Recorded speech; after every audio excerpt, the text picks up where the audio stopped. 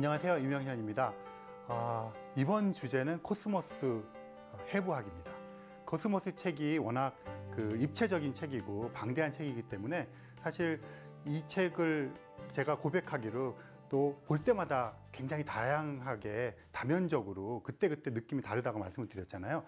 그런데 저는 이 코스모스 책을 몇 번이나 이제 세 번이나 안 했지만 강연을 할 때마다 또는 서평을 쓸 때마다 어쨌든 간에 한 번은 넘겨서 읽었거든요. 정독을 하든 그러면 수십 번은 읽었을 것 같아요. 그러다 보니까 그때그때 느낌은 다르지만 이게 이제 전체적으로 하다 보니까 이 코스모스 책에 대한 제 나름대로의 어떤 구조가 생겼다고나 할까요? 그런 것들이 생겼어요. 그래서 이제 감히 코스모스 해부학이라는 제목을 붙여서 이 코스모스 책이 어떤 식으로도 읽힐 수 있는가 하는 것들을 좀 얘기를 하려고 합니다.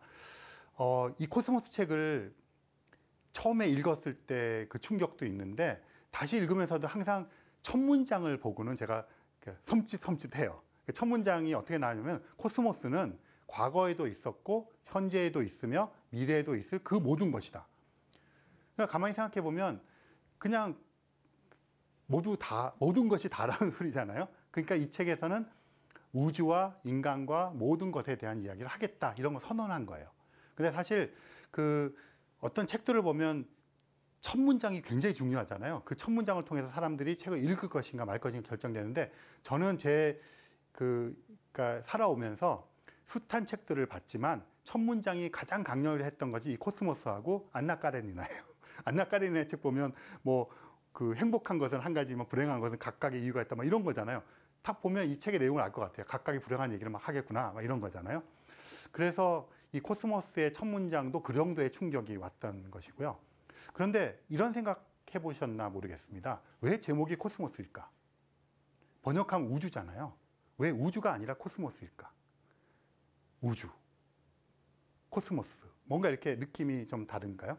코스모스란 책을 아까 제가 몇 권의 책을 얘기했지만 처음 우리나라에 번역되었던 그 책에서도 코스모스, 우주의 신비라는 부제를 달긴 했지만 그리고 서광문 선생님이 번역하시고 조경철 박사님이 감수하신 그 책도 코스모스. 정식 번역판도 코스모스예요. 우주가 아니에요. 그게 왜 그럴까? 우주라는 우리말을 거꾸로 이제 우리가 제가 알고 있는 언어가 별로 없어서 영어를 얘기해 보자면 영어로 유니버스라는 단어가 있어요. 우주. 번역이 바로 되잖아요. 그 다음에 코스모스라는 단어가 있어요. 그 다음에 스페이스라는 단어가 있어요. 뭔가 이렇게 유니버스, 코스모스, 스페이스 그러면 느낌이 약간씩 다르게 올까요? 물론 시대마다 그게 쓰이는 용도에 따라 그러겠지만 유니버스는 명확해요. 교과서에서 천문학자나 물리학자에 쓰는 우주는 유니버스예요. 코스모스라는 단어 절대 안 씁니다. 그냥 유니버스예요. 그래서 유니버스는 그야말로 물리 법칙에 의해서 움직이는 그냥 무심하게 흘러가는 그냥 물질 우주 그 자체를 얘기할 때 유니버스예요. 그냥 우주로 번역을 하면 됩니다. 그러니까 우주라고 우리가 얘기를 하든 유니버스라고 얘기하든 느낌의 차이는 없어요. 그냥 그런 거예요. 그러면 이제 스페이스, 공간이라는 뜻도 있죠. 그럼 스페이스 그러면 공간, 우주, 그럼 우주 공간 이런 느낌이 와서 사실은 이게 완전히 합의된 건 아니지만 우리가 인공위성을 쏘아 올리는 우주 공간 또는 탐사선을 보내는 우주 공간 정도의 가까운 우주를 우주 공간이라고 쓰고 스페이스라고 쓰면 무난한 것 같아요. 그럼 이제 코스모스가 남았죠. 코스모스는 카오스라는 단어의 대척점인 거고요. 예전부터 있던 단어잖아요. 그리고 코스모스라는 제목의 책이 칼 세건이 쓰기 전에 1800년대 이럴 때도 많아요. 코스모스라는 제목의 책이 약간씩은 다릅니다. 하지만 카오스가 일종의 혼돈, 무질서 이런 것이라면 코스모스는 뭔가 정돈된 것, 그다음 질서 이런 것이 있잖아요. 근데 뭔가 조직되었고 질서가 있다고 하는 것은 약간 가만히 생각해 보면 이런 의미로 바꿀 수가 있을 것 같아요. 우주는 우주인데 유니버스는 그냥 있어요. 있는 우주예요. 근데 코스모스는 코스모스라고 하는 우주를 생각하는 뭔가가 있는 우주. 그게 우리죠. 일단 외계인이 있을 수도 있지만 이 우주 속에는 구성원인데 생명이라고 하는 어떤 것이 있어서 그게 하늘을 쳐다보고 우주가 어떻게 생겼을까? 나는 어디서 왔지? 막 이런 생각을 막 하는 거예요. 그런 생각을 하는 사람들에게 우리 같은 지적 생명체에게 그런 우주라는 게 의미를 갖게 되잖아요. 그런 의미를 갖고 바라봐지는 의미에서의 우주를 코스모스라고 하면 될 것 같아요. 그래서 그러니까 이게 이제 그냥 요즘에 이제 과학자들이나 칼 세이건이 우리가 코스모스라는 단어를 그대로 쓰는 이유 중에 하나이기도 한데, 코스모스를 우주라고 번역했을 때 지금 말씀드린 이게 정리되지 않은 약간의 좀 들떠 있는 이런 식의 그 뉘앙스, 이게 전달이 되기 쉽지 않을 것 같아요. 그리고 차라리 코스모스라는 단어를 그대로 쓰면서 지금처럼 이렇게 장황하게 얘기를 하고 공감을 하는 것이 더 좋은 것 같아요. 그래서 코스모스, 유니버스, 스페이스, 똑같이 우주로 번역할 수 있지만 굉장히 다른 의미를 갖는 것. 그래서 책 제목도 코스모스고요. 이 책에는 코스모스라는 단어가 굉장히 많이 나올 거 아니에요. 근데 그냥 코스모스를 계속 번역을 하세요. 그런 의미가 있었던 것 같아요. 그래서 이 첫 문장부터 이게 범상치가 않다 하는 것이고요. 근데 이게 이제 책을 위주로 이제 말씀을 드리겠는데, 다큐멘터리의 제목하고 책의 제목이 다 일대로 똑같아요. 13장으로 이루어져 있는데, 이 한 장 한 장의 제목들이 다 이렇게 멋있어요. 뭐 예를 들면 첫 번째 장이 코스모스의 바닷가에서, 그러니까 우주의 뭐 언저리에서 이런 것보다 코스모스의 바닷가에서 이러면 뭔가, 코스모스는 우주적인 것을 바라보는데 바닷가는 우리 발 아래에 있는 어떤 것이잖아요. 그러니까 더 이상 가지는 못하는 곳이니까 약간 그런 뉘앙스가 있고, 그 다음에 두 번째 챕터가 우주 생명의 푸가예요. 푸가라고 하는 그 음악 형식을 따서. 그 다음에 세 번째는 지상과 천상의 하모니. 그러니까 뭔가 있어 보이고 이렇게. 그리고 네 번째 챕터는 제가 다음에 이제 그 챕터별 얘기할 때 하겠지만 천국과 지옥이에요. 그 천국과 지옥 그러면 어떤 뭐 그 연극이나 뮤지컬이나 오페라의 제목 같지만, 이 천국과 지옥이 어떤 행성들을 이야기하는 것이거든요. 그 다음에 붉은 행성을 위한 블루스. 붉은 행성 딱 화성 떠오르실 때 블루스. 뭔가가 일어나고 있는데 좀 역동적인 것 같잖아요. 그 다음에 6장에 가면 여행자가 들려준 이야기. 7장에 밤하늘의 등뼈가 뭐지? 막 상상을 하잖아요. 그러면 뭐 머리에 떠오르시는 분도 있을 거예요. 별 좋아하시는 분들은. 그 다음에 8장에 가면 시간과 공간을 가르는 여행. 그 다음에 별들의 삶과 죽음. 뭐 영원의 벼랑의 끝. 뭐 이런 식의 제목이고, 이제 11번째 장부터 가면 미래로 띄우는 편지. 은하대백과 사전. 은하대백과 사전이 뭘까? 궁금증을 또 불러일으키고, 마지막 장에 가면, 이거는 이제 제가 한번 또 따로 말씀을 드릴 기회가 있는데, 누가 우리 지구를 대변해 줄까? 그러니까 쭉 들어보신 걸 보면 이게 천문학에서 나오는 내용들을 포괄하는 것도 같지만, 그 굉장히 뭔가 어떤 메시지를 던지려고 한다는 것도 뉘앙스를 받을 수가 있을 거예요.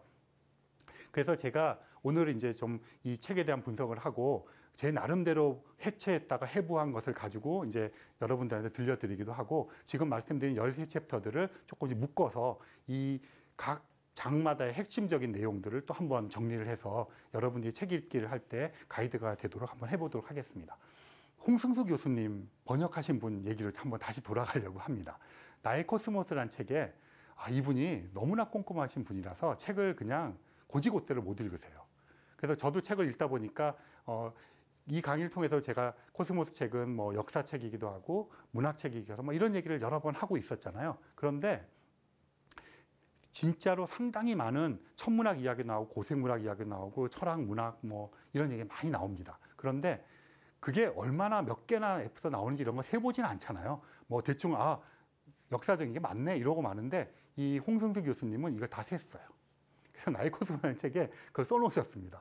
그 써놓은 거를 보니까 신화와 역사, 동양 고전이 13 에피소드, 철학, 문학, 예술이 9번, 그 다음에 종교, 과학, 일반이 7번, 외계 생명과 외계 문명이 11번, 그리고 천문학, 우주론, 다윈의 진화론이 8번, 인류와 지구 문명의 미래가 4번.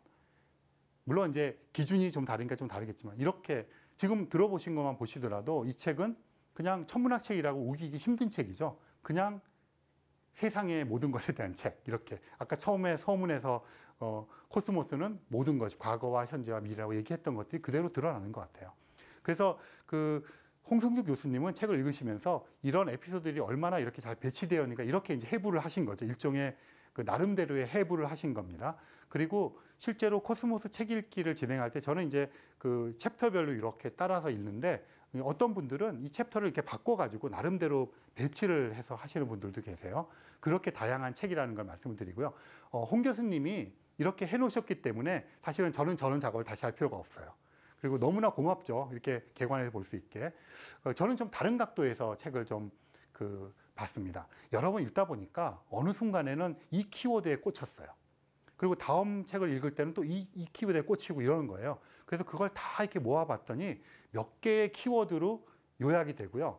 이 키워드는 제가 이런 키워드가 있다는 걸 강연을 할 때와 지금이 조금 달라졌어요. 그리고 다음에 아마 또 제가 이런 강연을 하게 되면 키워드가 한두 개가 또 교체될 수도 있을 것 같아요.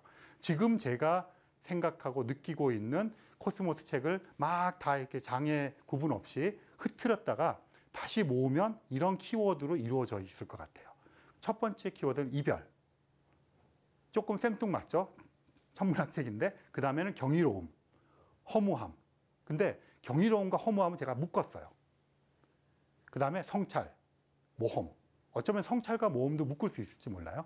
그 다음에 삶, 휴머니즘. 그 다음에 태도와 실천. 이 태도라고 하는 그 키워드는 성찰에 붙어도 상관이 없을 것 같아요. 그리고 이 실천이라는 것은 독립시켜도 좋을 것 같고요. 그래서 이별, 경이로움, 허무함, 성찰, 모험, 삶, 휴머니즘, 태도, 실천.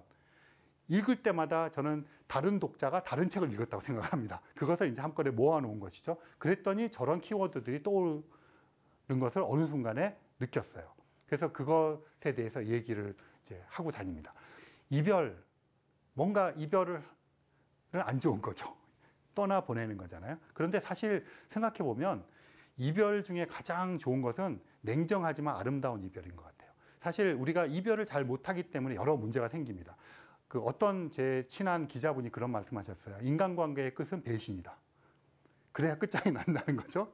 근데 사실 어떤 만남이 시작이 되면 그 만남의 소용이 다 끝나고 나면 이별을 해야 되잖아요. 근데 이별에 대한 미련이 있거나 미처 하지 못한 것들이 남아있으면 이제 문제가 생기는 거죠.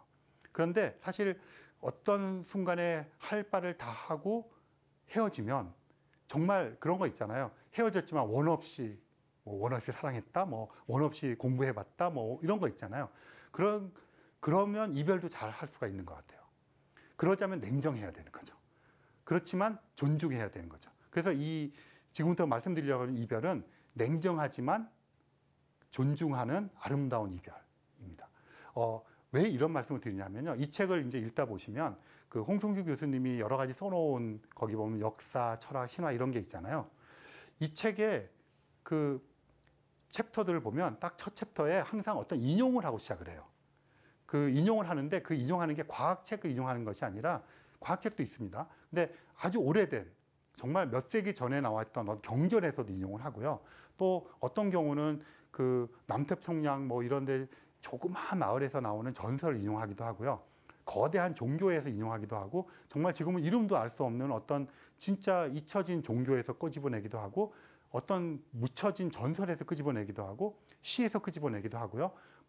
예를 들어서 우리가 알고 있는 예전의 천문학자들에서 끄집어내기도 하고 그래서 그걸 가리고 읽어보면 헷갈려요. 이게 지금 어떤 과학 저술가가 써놓은 문장인지 1000년 전에 쓴 건지가 헷갈려요. 그러니까 1000년 전에도 이런 고민을 사람들이 하는 겁니다. 우주는 어떻게 생겼을까? 우주의 시작은 뭘까? 그 전에는 뭐가 있을까? 막 이런 고민을 하는 거예요. 그래서 이런 것들을 계속 인용을 하면서 나와요. 본문에서도 이렇게 합니다. 말하자면 칼 세이건의 서술 방식인데요. 처음 읽으시는 분이 굉장히 당혹스러울 수도 있어요. 예를 들어서 처음에 지금 말씀드린 것 같은 인용을 해요. 그리고는 옛날에 설화나 신화 같은 것들을 막 설명을 해요. 그럼 도대체 얘가 왜 여기 나오지? 이건 천문학책이 과학책인데 막 사람들이 좀 헷갈려요. 근데 이제 그런 거 좋아하시는 분들은 되게 그 자체로 새롭기도 하고 보고 있습니다. 잘 읽다 보면 교육이 되어요. 그냥 그 사람들은 그렇게 해왔던 건데 알고 보니까 우리가 과학에서 뭐라고 부르는 그런 것들이었던 거예요. 그렇게 인지하고 하지 않았지만 그리고 나서는 이거에 해당하는 현대과학의 이야기를 풀어놓습니다.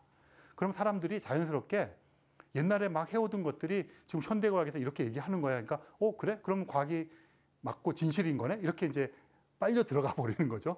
그래서 사람들로 하여금 현대과학에 대한 얘기를 막 해서 이제 익숙해질 무렵에 다시 돌아가요. 인간의 문제로 돌아갑니다. 예를 들어서 금성 이야기를 하면 금성 이야기를 막 해요. 금성의 뭐 따뜻해서 살기 좋을 걸 사람들이 생각했는데 내가 해보니까 펄펄 끓는 정말 뜨거운 곳이더라. 그래서 막 가요. 그러면 이제 금성의 그런 물리적인 특성을 얘기하는 거잖아요. 그리고 나서는 다시 지구로 돌아와서 우리가 지구 온난화 문제 이런 거 해결 못하면 금성처럼 돼. 그러니까 우리는 노력을 해야 돼. 노력하자면 어떻게 해야 되겠냐? 우리 지금 막 그 이상한 그런 거 하지 말고 정말 그 우리가 다 더불어 잘 살아야 돼. 막 이런 식으로 얘기가 전개가 됩니다. 이게 칼 세이건의 서술 방식이에요. 그러니까 생각해 보면 잘 쫓아가야 되는 게 갑자기 막 여기저기로 널뛰거든요. 맥락을 잡을 수 없을 것 같은데 잘 들여다보고 따라가다 보면 나도 모르는 사이에 내가 온 신화와 전설과 종교의 여행을 하면서 과학으로 수렴되고 결국 인간의 문제로 돌아오게 하는 거죠.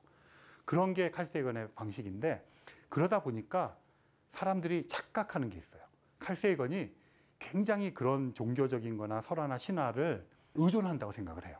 그런데 여기 제가 이별이라는 키워드를 갖고 지금 이야기를 하는 거잖아요. 칼 세이건의 입장은 이런 겁니다. 지금 말씀드린 것처럼 우리가 지금 찬란한 문화유산을 가지고 있어요. 문명을 건설했어요. 뭐 분배의 문제 때문에 이 양극화 같은 게 있긴 하지만 절대량으로 뭐 식량 같은 것들도 부족하지 않아요.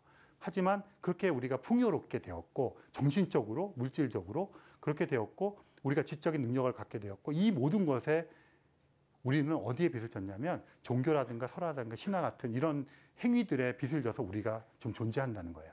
그러면 이런 것들을 존중하자는 거죠.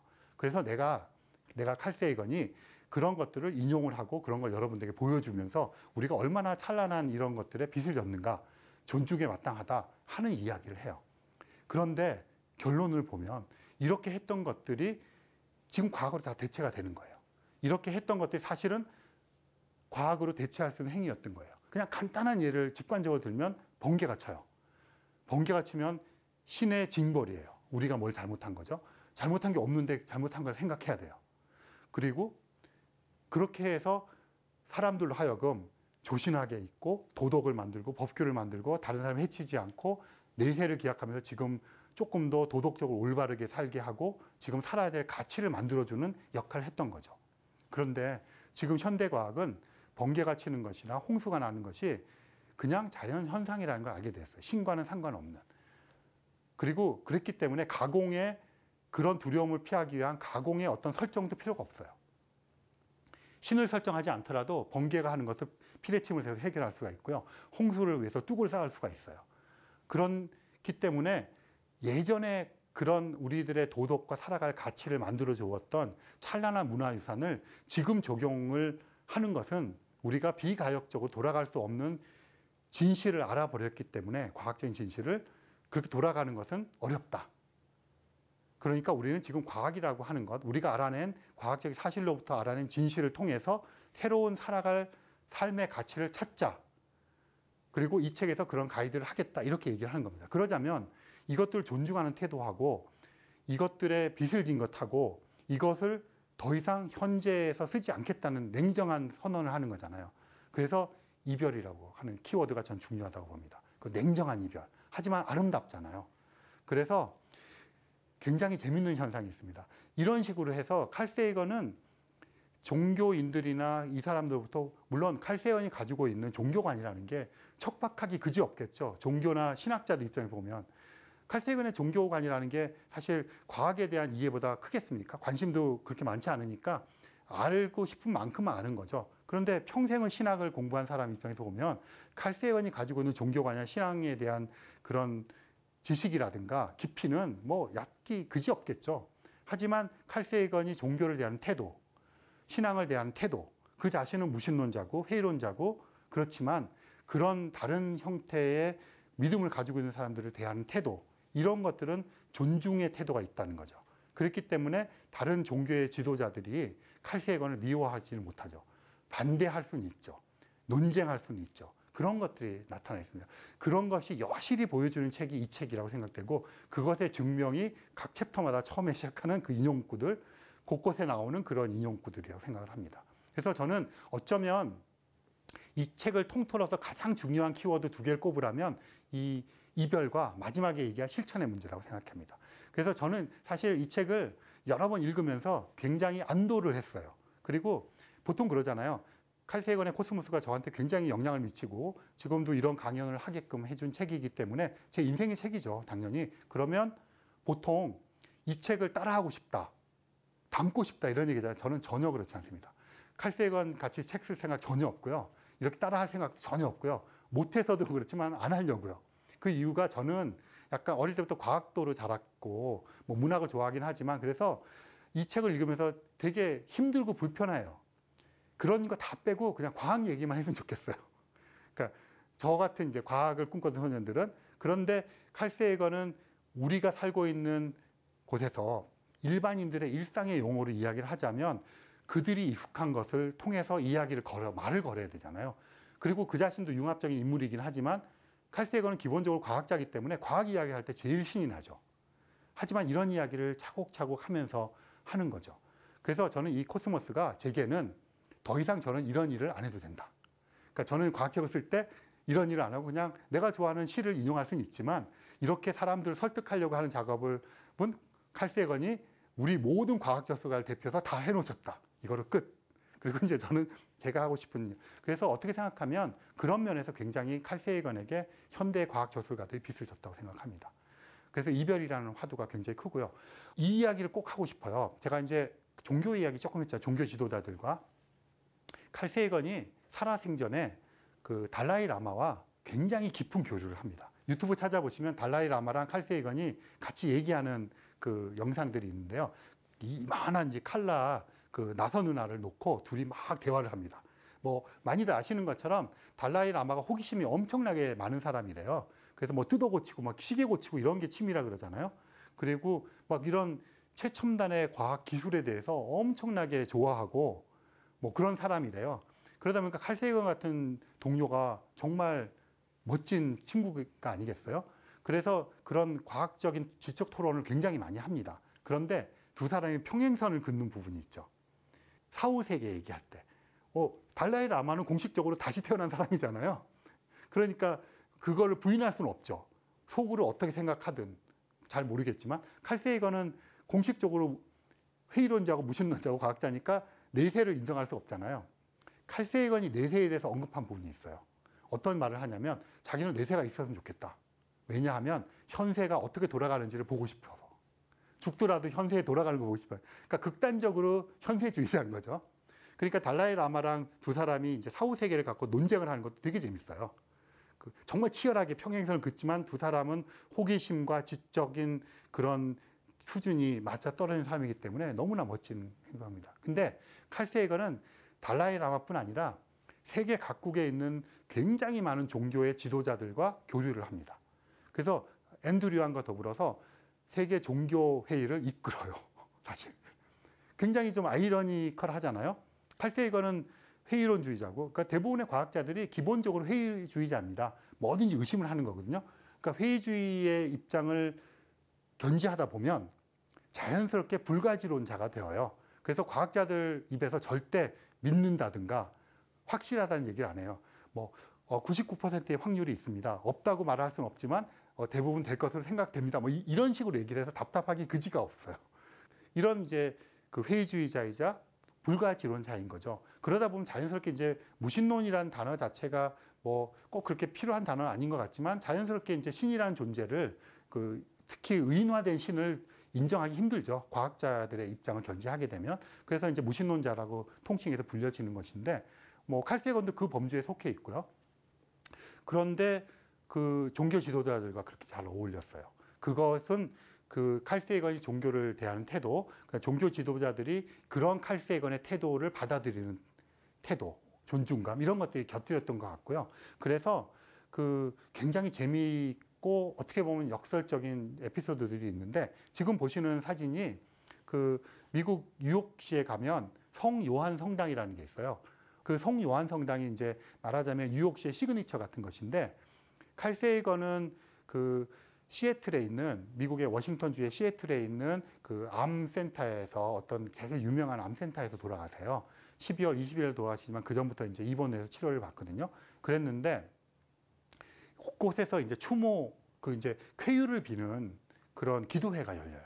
근데 이제 저 성 요한 성당이 이제 시그니처니까 저기에 그 기독교인이나 천주교인뿐 아니라 온갖 종류의 그 종교 지도자들이 모여서 각자의 신에게 각자의 기도 방식으로 칼세이건의 쾌유를 빌어요. 입원해 있을 때. 굉장히 이상하잖아요, 분위기가.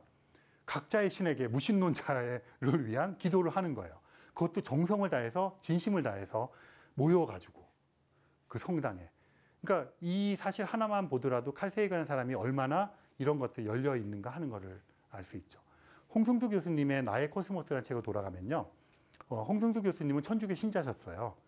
천주교 신자면서 이제 과학자인 거죠. 그러니까 뭐 과학자라고 해서 어떤 신앙을 갖지 말라는 법은 없잖아요. 그런 것이 있었는데 그러다 보니까 홍승수 교수님은 칼세이건 바가 되고 칼세이건에 매혹되었지만 그 부분이 계속 걸리는 거예요. 그래서 이제 칼세이건이 쓴 책 중에 이제 나중에 돌아가신 다음에 앤드류안이라고 하는 그 이제 아내분이 그 예전에 강연했던 그 스코틀랜드에서 기포드 강연이라는 게 있어요. 과학과 신학에 대한 강연이거든요. 그게 1901년부터가 시작된 건데 칼세이건이 초청을 받아서 했던 강연이 있어요. 그 시리즈를 녹취한 것을 칼세이건이 돌아가신 이후에 발굴을 해서 책으로 내셨어요. 과학적 경험의 다양성이라는 책인데 그 책의 이제 서평을 제가 이제 어떤 인터넷 신문에 편집위원을 할 때 이제 부탁을 드렸어요. 그랬더니 서평을 이제 써 오셨는데 뭐 이제 그 칼세이건의 종교에 대한 뭐 그 지식이 천박하기 그지없다 이런 거예요. 다른 거에 비교해서. 당연히 이분 눈에 그렇게 보이셨겠죠. 그럼에도 불구하고 토를 다는 게 있어요. 칼세이건이 종교나 신앙에 대해 견지하고 있는 태도는 존중할 만하다. 그러니까 제가 알고 있는 종교와 과학을 같이 아울러서 하고 있는 여러 친구들이나 지인분들이 공통적으로 얘기하는 것이 그거예요. 칼세이건의 의견에 찬성하지 않고 이 무신론자를 동조할 수는 없잖아요. 그분들이. 그럼에도 불구하고 칼세이건이 갖고 있는 종교관이 천박하다는 것에 대해서는 인정을 하지만 그 부분의 태도에 대해서는 굉장히 존중을 해요. 그게 아마도 성요한 성당에 그 많은 지도자들이 모여서 기도를 했던 그런 경우였다 생각을 합니다. 이 칼세이건은 안타깝게도 이분들의 기도에도 불구하고 많은 사람들의 바람에도 불구하고 결국 그 암을 이기지 못하고 여동생의 골수를 이식받았음에도 불구하고 죽죠.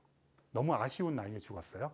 그리고 학교가 있고 집이 있던 미국 동부의 코넬 대학교는 이타카로 돌아옵니다. 그래서 이타카의 그곳에서 이제 그 추모를 하는 행사가 열리고요. 그 행사가 뉴욕과 여러 군데에서 동시에 열리고 많은 사람들이 이제 그 조문을 하게 되죠. 그리고는 그 이타카시에 있는 묘지에 묻히게 됩니다. 지금 보시는 게 그 묘지인데요. 제가 여러 번 갈 때마다 제가 저기 들리거든요. 들려서 이제 그 한 건데 그 묘지가 이렇게 언덕이 이렇게 돼 있고 밑에는 호수가 있어요. 이렇게 그 굉장히 유명한 이타카의 그 공동 묘지인데 이게 칼세이건 표지석입니다. 이렇게 봉우리를 만들지 않고 바닥에 이렇게 있고 이 칼세이건의 표지석 옆에는 칼세이건의 아버지 어머니 앤드류안의 아버지 어머니가 묻혀 계세요.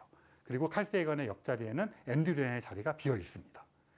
그 칼 에드워드 세이건 그리고 1934년 11월 9일 날 태어나서 1996년 12월 20일 날 죽었다. 이렇게 표지판이 있고요. 갈 때마다 이렇게 있는데 그 자세히 보시면 10,000원짜리 돈 보이시죠? 한국 돈.